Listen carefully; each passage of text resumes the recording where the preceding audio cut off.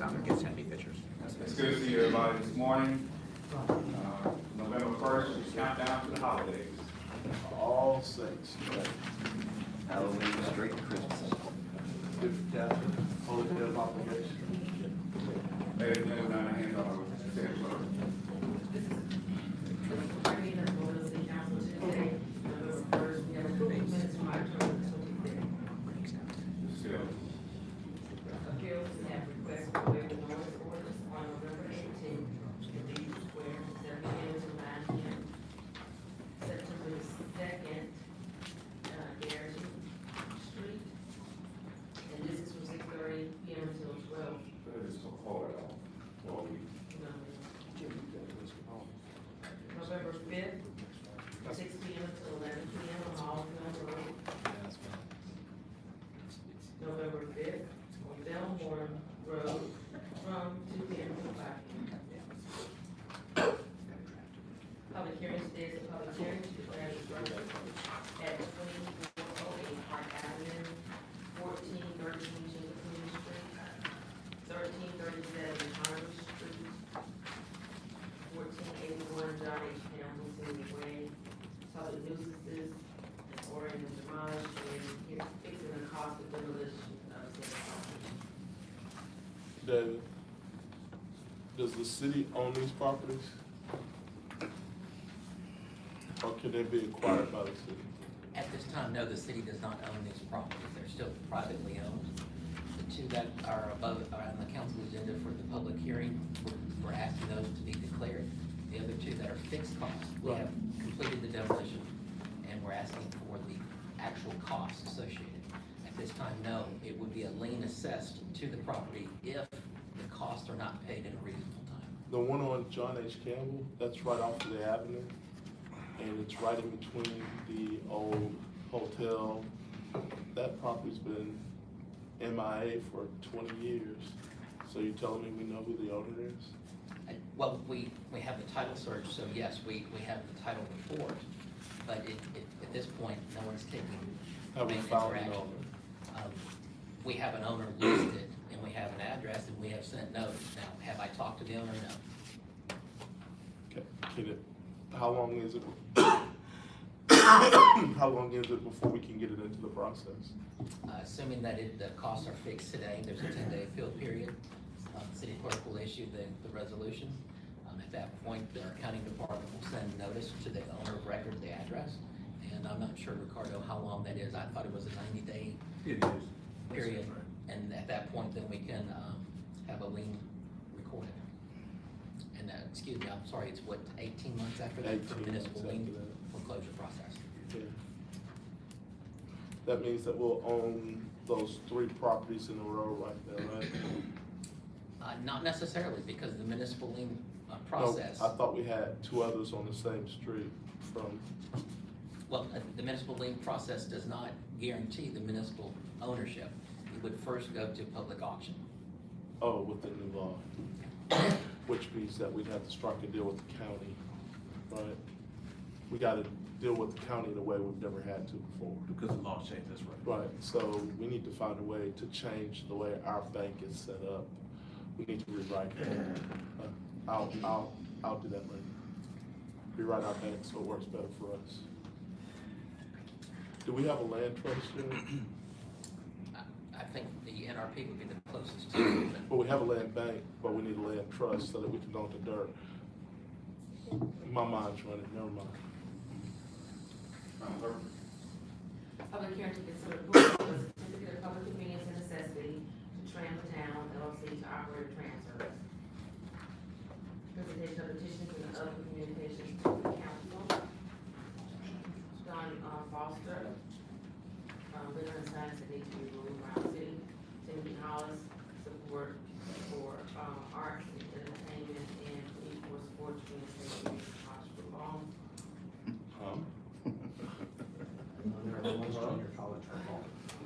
There is in some parts of the country. Does not?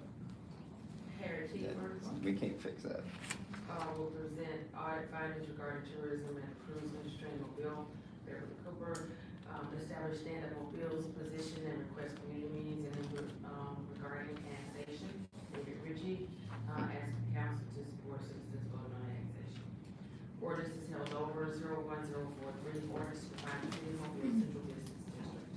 Mr. President, Mr. Ramos. I'm not gonna be in favor of this, of supporting this. I'm concerned that we're basically being exclusionary with this, by cutting the city in half and saying we're going to take a very small redevelopment authority and then grow it massively. And then now we're gonna have to grow their staff and, you know, it's gonna create another layer of bureaucracy for us. And, you know, I don't know that that's what we're after or what we should be after. We've got folks in the city that perform a lot of this role now, you know, like Jamie Roberts' department, and this, I'm afraid, is just going to add cost and for a similar result. So I'm not gonna support, the Central Business District, but I commend Councilman Carroll for trying to figure out another way. Mr. President, I'm gonna request that, we lay this over for a week. There's been a request from other council members to maybe consider, establishing the Central Business District as a larger portion of the city, so that one other council person isn't left out of the opportunity of actually using it. So I'll probably bring that back and discuss it with y'all a little bit later after we take a look at it with a bunch of other people, see how it works. May it be noted that a city like New Orleans established a central business district as the whole entire city, so that their redevelopment authority could actually take advantage of redeveloping the whole city instead of just a portion of it. And by request of another council member, I'm gonna take another look and see if we can actually make it a little bit larger. How long are we holding it over? I think I You said a week, right? Maybe 2 weeks, just. 2 weeks? Yeah. I'll be fine. Give you and I a chance to look at it and some other people. Madam Clerk. Consent resolutions held over 4727, declaring subject 423 on Park Street, public nuisance in order to demolish / secure. President, Mr. Davis. I can update on this for Mr. Shaw.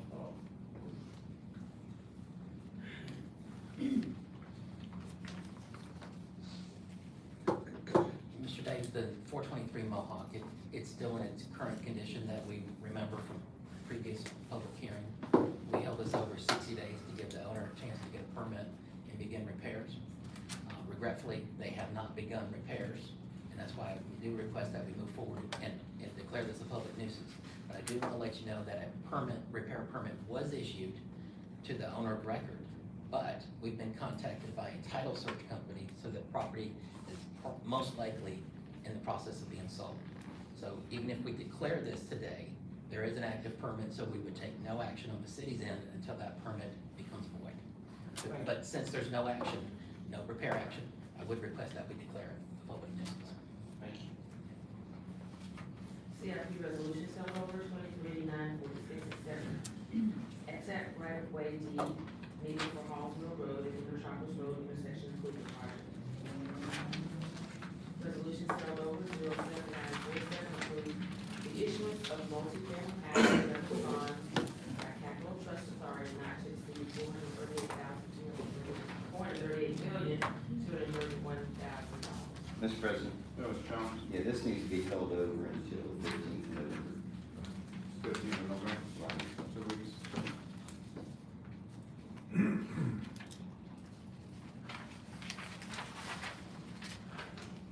Zero eight nine forty, approve purchase order to University of South Alabama for fall 2022 DOT certification.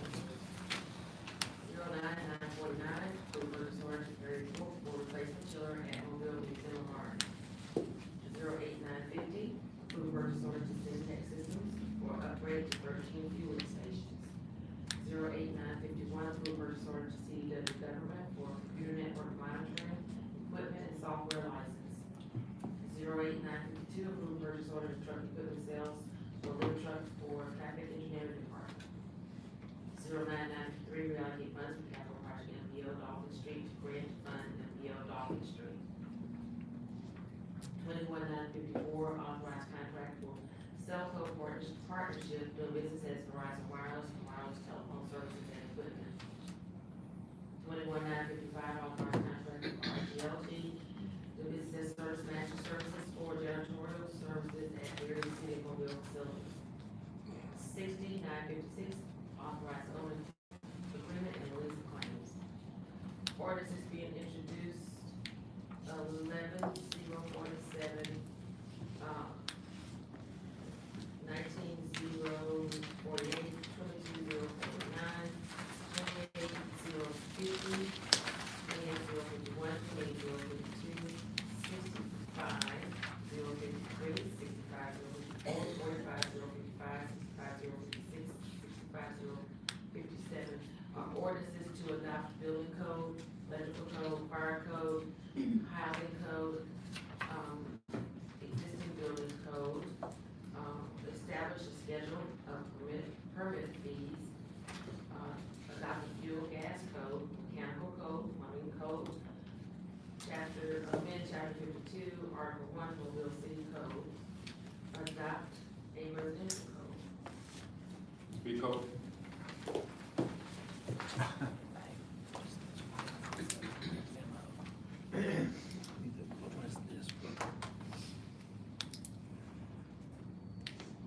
Could you just explain to us, what we, have before us this morning? Certainly, good morning. We're currently operating off of our 2012 building code series, overdue for an update.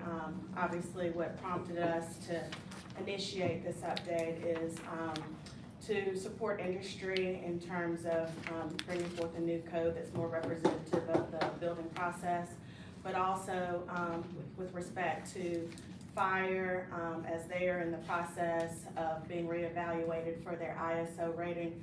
One of the elements that they're evaluated on is our building code series. And so Chief Lamy would be best able to speak to that. But the ultimate goal would be to not have any of the codes operating off of different code series years. And so we're bringing all of the 9 elements together this morning for consideration by the council, but also to note that we're adding a new one, which is the fuel and gas code. That's a new component that we will be hopefully, with your consideration, inspecting under our city construction process. This refers to 2020. What's the, we're coming up to what, the, obviously 2021 or 2020? We're looking to move to 2021, and the hope is that we're on a better track for continuously updating as the new series come forward. Everybody in the city's already building that way anyway because of the insurance industry. We're forced to build that way right now, especially with the fortified roofs and fortified structures. Only thing we're not doing is the air gap or air barrier on residential houses, but that's gonna come soon. I'm all for it. Since we talked the last time, there's a fire waiver that we might want to discuss with. We're not gonna vote on these this week anyway, are we? These are held over a week, right? Yes. There's a fire waiver that I want to discuss with you, probably the chief, and it's just a waiver that other cities have done that allows parking on the streets. You know, it's an industry help and not a harm. It doesn't affect the structure. It's a count thing in the code that needs to be looked at. Anything else from the council, Mr. Brown? Yes, Mr. President. I don't know what the gas code is. I haven't read that. And then I know there was some concerns raised by some builders that I did talk to. I don't know if they got those comments to you all. It's sometimes hard to get them to stop building, to start writing things down for us. That we're concerning maybe cost on some things that may have been unnecessary. So I don't know that I can produce those by next week, Mr. President. I don't know if this makes sense to maybe bring some of these to a committee or hold them a couple weeks or send them to the building code committee. I know that was discussed months back and I don't know where everybody else did, but I did request back then that we send it to the building code committee. The only additional comment that I would make is we had over 20 industry professionals that participated in this process on the front end. They were very engaged and actively providing us with feedback and comment throughout. So just an example of some of the industry representatives that were participants: the Home Builders Association, the Association of General Contractors, all of the union trade groups, the architects group. So we followed the spirit of the Codes Advisory Committee. It was more beneficial to us to hear their comment on the front end rather than on the back end. I think we may have provided you all with a list. However you choose to move forward, that's up to you all, but we sat down in a room with them at the Chamber of Commerce for over 5 hours, gave them an opportunity to offer feedback, and then gave them an additional 30 days to provide us with comments. And so they did that, and there were some modifications and tweaks made based on that committee input process. Mr. Davis? Ms. Biko, I understand this, go back to your most recent statements. The group of people you pulled together, I believe that when we met to talk about this, the group of people you pulled together were the industry leaders in each of these professionals and interest groups and stakeholder groups, were the leaders in those groups.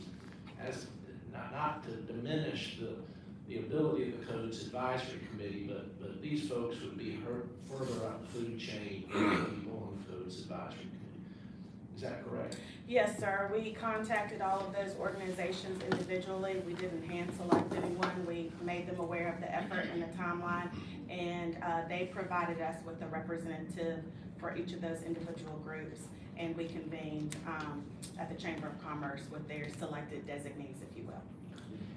Hello, Mr. Carroll, Mr. Davis?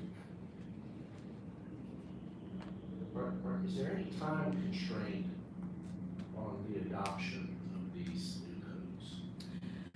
I would like Chief Lamy to address that, but our hope is to get this new code adopted and in place well prior to the evaluation process for the ISO. He'd have to speak to what that timeline would look like, but our hope was that we had all of the codes adopted and by ordinance in place before that evaluation took place. I think that gives him the ISO process credit toward their overall evaluation of the rating.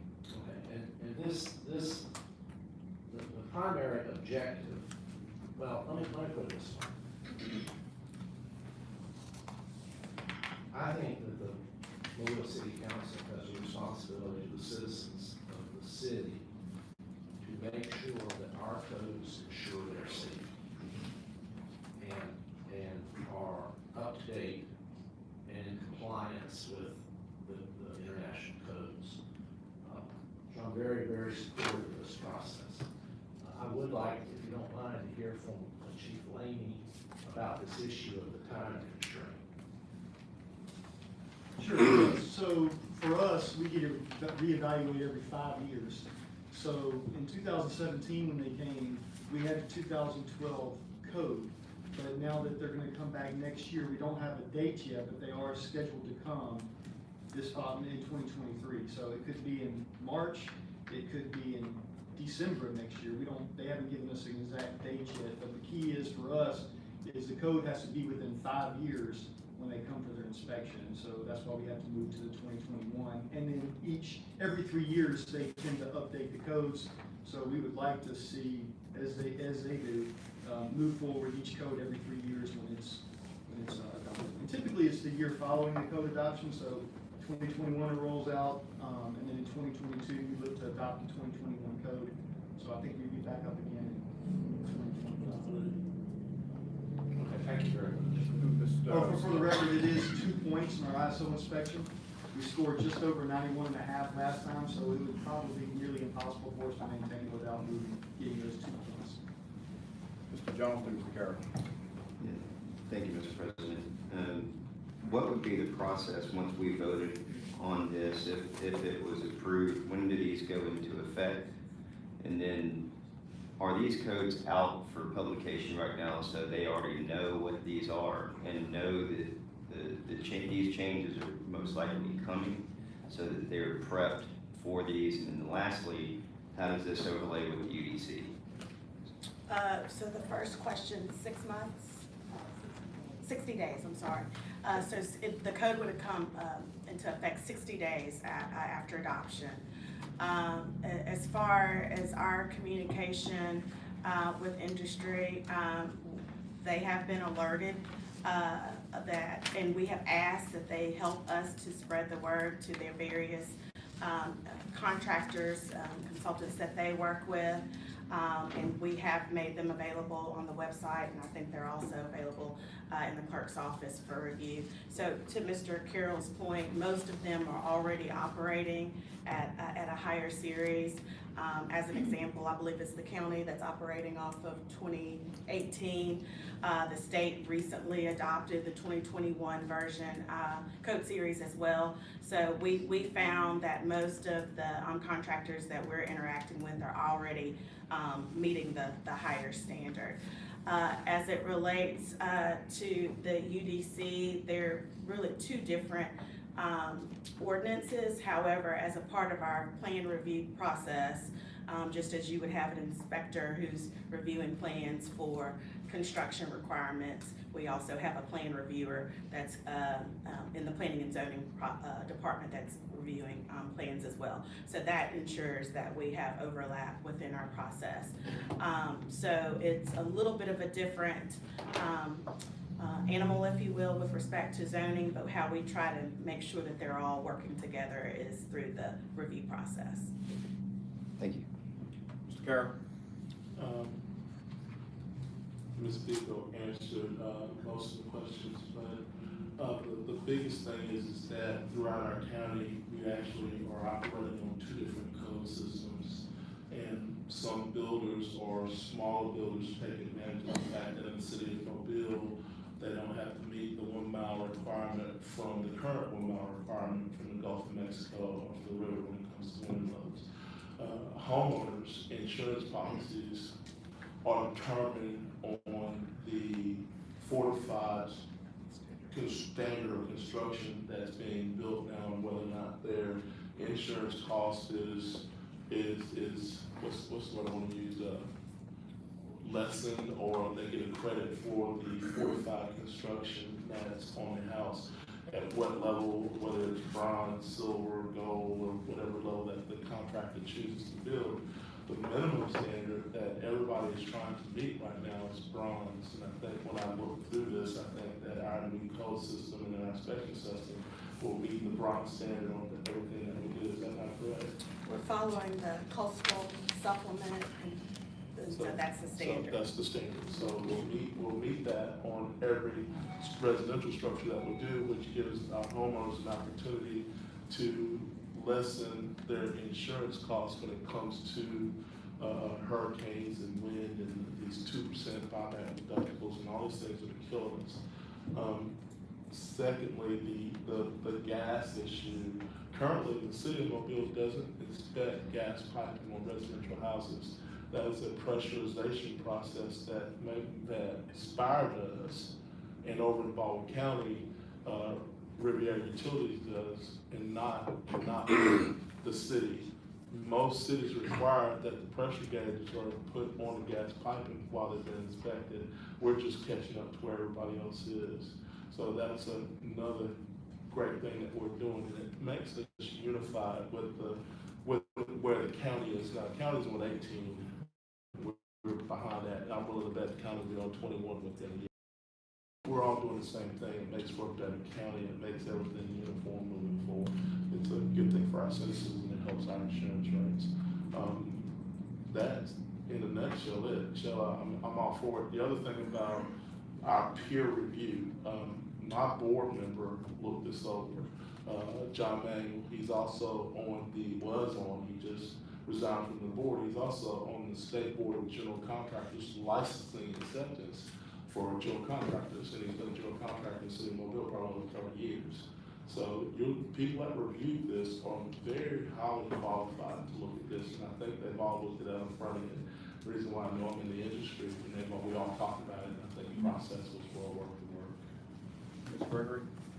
Yeah, thank you, Mr. President. I agree with what William has said and Joel has said, and thank you, Shayla, for providing us with another update. And we did all get a chance to meet with Shayla and her team to go over these proposals. And it's obvious that we are behind and playing catch up.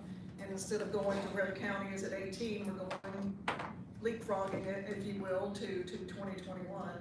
We need to, of course, bring our fire department, the codes up to date for the fire department in order to increase the rating for the ISO. That's important, but of course, it's also important for the safety of our homeowners, and we can't ignore that at all, because that's the most important thing for us as citizens and of course public officials, to make sure that we provide public safety.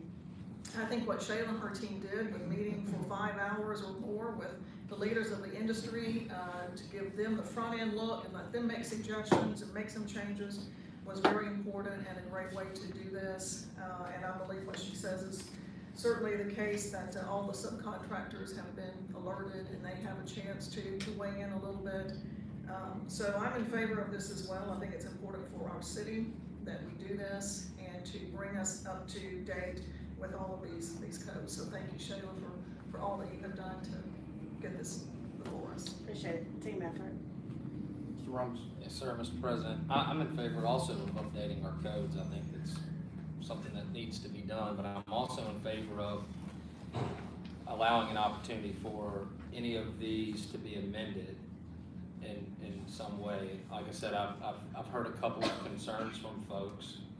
1 week holding it over likely won't provide enough opportunity to put forward all the amendments on all of these. These are the first time we've officially seen, these, these things are huge, the codes, and just like the opportunity to be able to provide an amendment if there is some, say, egregious international code that maybe is not fully applicable here in the city of Mobile. It may make sense for us to, exclude that portion of the code. That's all. Mr. President? Yeah, I just have a question with that back to you. I know there was one waiver for the GFI, I think, was an example of a waiver that's been pushed back 4 years, which makes sense. If we looked at a waiver, how does that impact us with regards to inputting these codes? Does that void out any type of rating? If this is being pushed down by an industry and a safety advisory committee, whether it be national or state, and we try and amend that, what impacts does that have, if any? Well, I'd say with the particular waiver that you've noted, we really thoroughly researched that and went to the state jurisdictions and others just to see how they were handling it. And I think that we're trying to follow suit, and it made sense to delay that particular element of compliance. I guess it would depend on what it is, what specifically that we're talking about waiving. At the end of the day, our goal was to ensure that we have a set of codes that were updated, that all work together with each other, and so that there were no disconnects between how one code series was focusing on one item versus another. So I'd caution us in putting forth a good number of waivers. If you're having repeated waivers on any type of code, then there's an issue with the code that you need to address. So I'm certainly happy to, if there's a specific, to research it, but I would caution us into trying to waive it in multiple sections. Our folks spent a great deal of time understanding how you went from the 2012 series to the 2015 series to the 2018 series to see where there were any gaps or conflicts. And so they walked the committee through all of those elements. And I think what I pointed out to you, and you, Councilman Jones, have identified one issue. We're talking about thousands of pages of books, and to be able to narrow it down to 3 or 4 items that we've hopefully resolved was a pretty significant step. But if there's a specific issue, if the council's inclined, we're happy to look at that. I just need to know what that is. And I appreciate that, and kudos to you and your staff for bringing in industry leaders beforehand and taking the time to review this with them. And I'm a huge advocate for that level of transparency before it ever gets to this level, and I think you see it pays dividends. So, thanks to you and your team. I know this is monotonous work, it's tough work, and to me, job well done. I'm looking forward to seeing this go through. Karen? I am gonna ask for a waiver on the fire code so that we can have some additional on-street parking. So nothing affects the structure of the building or anything like that, but let's try to get together before next Tuesday. This will be laid over for a week. And that way we can say yes, no, or maybe something to it. Anyone else? Thank you, Mr. McCullough. Madam Clerk? Consent resolutions being introduced, 09961, 962, are transferring funds from district and discretionary account to Parks and Recreation Department revenue account, emergency and from district two discretionary funds to Parks and Recreation revenue account to rental fees at James Steele Community Center. 37963, for vendor rules, the ABC board for issuance of a restaurant retail liquor license to Shisco, restaurant on April Boulevard.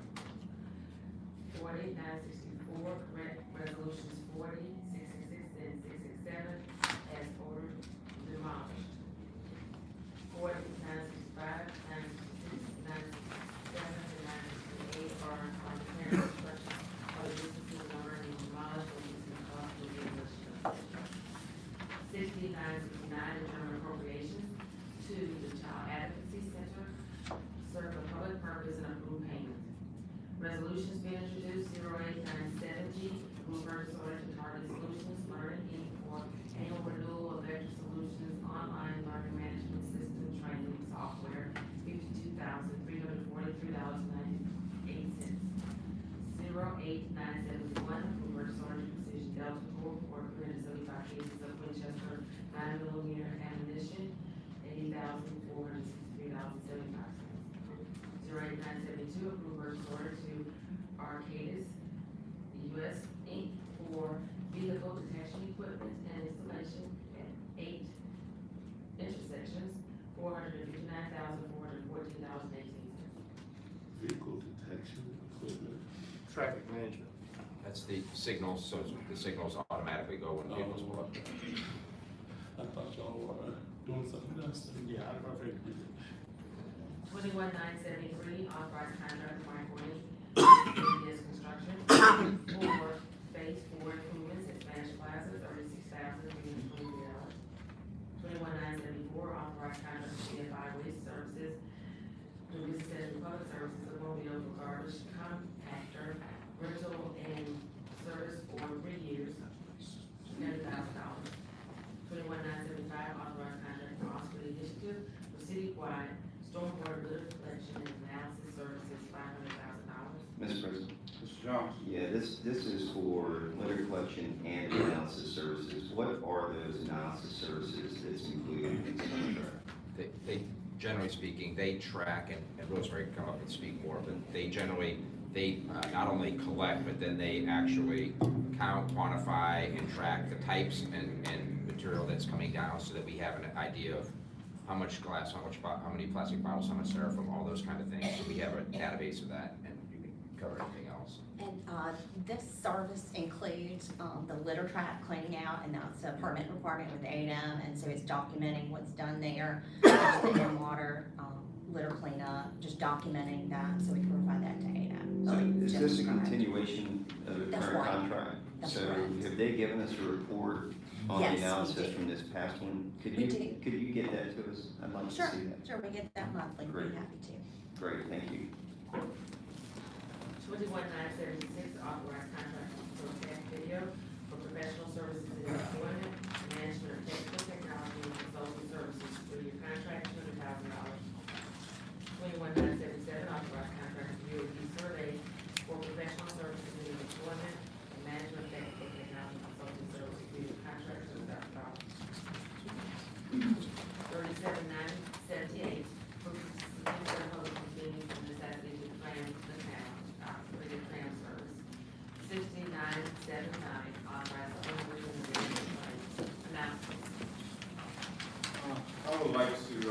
say that, we appreciate and thank, Chief of Staff, Barbara, and also, Public Safety Director, Baptiste, of the unfortunate, incident that happened in our city on yesterday.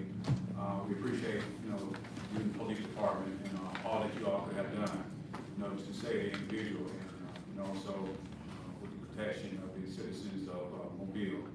And, again, we appreciate you all so much and the department and everything. Anything else from this council? Yeah, Mr. President. Mr. Jones? Yeah, I'd like to echo those comments. The one thing that did trouble me a little bit is that there was no immediate notification to the employees in Government Plaza. I know, working on Redstone Arsenal, if there's a bad thunderstorm, I get a text message that there's a thunderstorm coming. And, watch the news. With an active shooter situation, and nobody on the ninth floor knew that there was an active shooter, and they've got an open entryway here, we need to figure out a way to get an immediate notification to the employees that work within Government Plaza, so they get a notification. I know I started getting text messages yesterday morning, are you okay? And I'm like, what the heck's going on? I'm fine, Then they say, well, turn on the news, and there it is. So the technology's there, capabilities there, and I think we need to find a way to put that in place for our employees. Thank you. I did get a phone call from, Karen to alert us that, there was an active shooter and to go into lockdown mode, and we did, we did lock down the ninth floor. I don't know how quickly that came, but we did get that notification. Attorney Woods was in my office at the time when we got the notification. So. Yeah, this shouldn't be a phone tree though. This should be automatic technology that shoots out, hey, this is what's going on, and here's the actions you need to take. So every employee gets it at the same time. If I might, Yeah. two things. One, thank you guys for acknowledging the hard work of the police department and Mobile Fire Department, because the services that they provided immediately after we had the encounter was crucial to how the community saw us and portrayed us. The other piece is, this was not an active shooter situation, and I think we have to be very careful how we characterize what happened. Government Plaza went into lockdown. It was not an active shooter situation, and as we make comments, we need to make sure that we're not alarming the community in a way that causes us further harm later on down the road. But we do appreciate the support that we received from the city council and the mayor's office. And again, Government Plaza was in lockdown.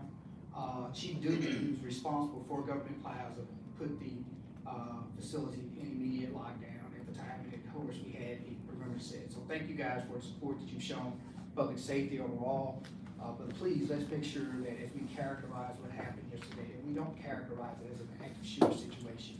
It was a lockdown situation which occurs quite often if there's someone on the loose with a gun in a area where potentially they could enter a complex, whether it's a government complex or a private facility. Director Baptiste, might I ask, is it possible that, Chief, we could use, I know when there's a fire drill, we have, if there's a, if it's a false alarm, then the system comes on and it tells us this is a false alarm. Is it possible that we could ask, them to tell us that the building is in lockdown, mode over that, that system, that PA system?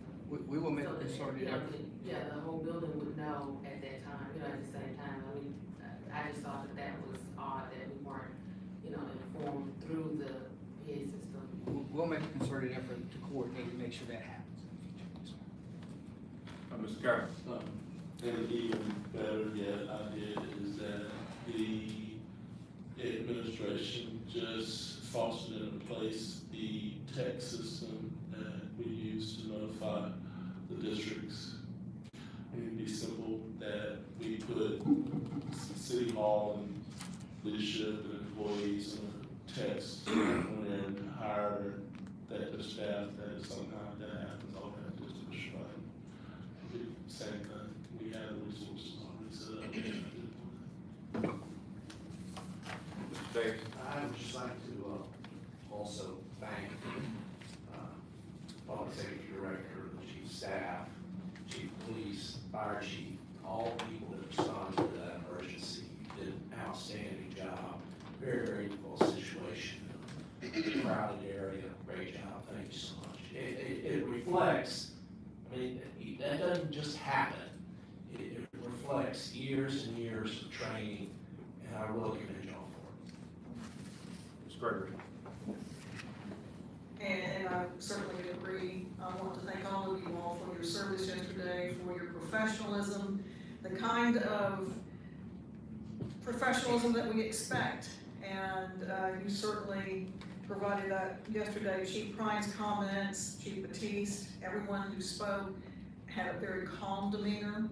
As Chief Batiste mentioned, didn't want to alarm anyone, and we certainly appreciate that. For those of us who were watching the situation unfold from our couches or our living rooms at home, I could tell that you all were doing the utmost you could to protect all of the citizens, the businesses nearby, the courthouse, while keeping a really close eye on what was unfolding before us, but not going to any extremes. So I think for us, that showed us, as Joel mentioned, the kind of expertise that you all have managed to learn and practice over the years, and it just goes to our leadership. So thank you for all that you have been able to do. We appreciate you all being out there for more than 5.5 hours and protecting all of the citizens. It was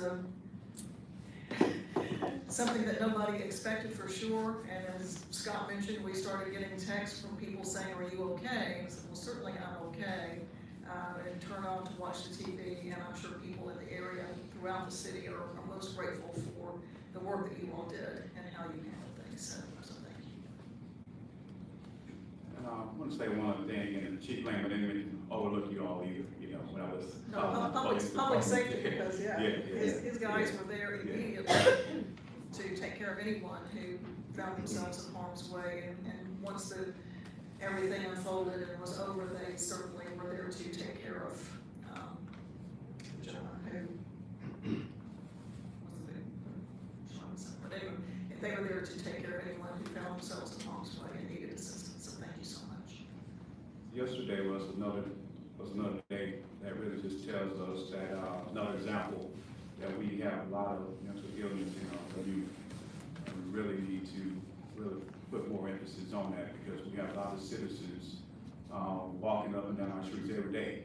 Matter of fact, I was talking to a constituent this morning, and they was talking about people walking up and down the street, you know, gradually, you know, talking to themselves, instead of not saying, talk to yourself, it really just, you know, makes you mental illness, but that's something that we really need to look at, you know, more, you know, again, mental illness is affecting our city, our citizens, and a lot of times we let a lot of these unnecessary murders that we have come from people that have mental illness. Mr. Penn.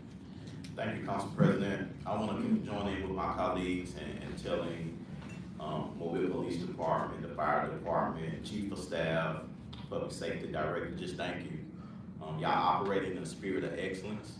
We saw that through watching the 5.5 hour news on social media, and I was just very proud of my city. Throughout this week, I have been having interaction with the Mobile Police Department through they at the school where my kid attend, I'm speaking and I see them or I see them out, and they're doing an amazing job, and even the police department, the fire department as well. So I just want to commend you all for operating in the spirit of excellence. Thank you. Mr. Carroll.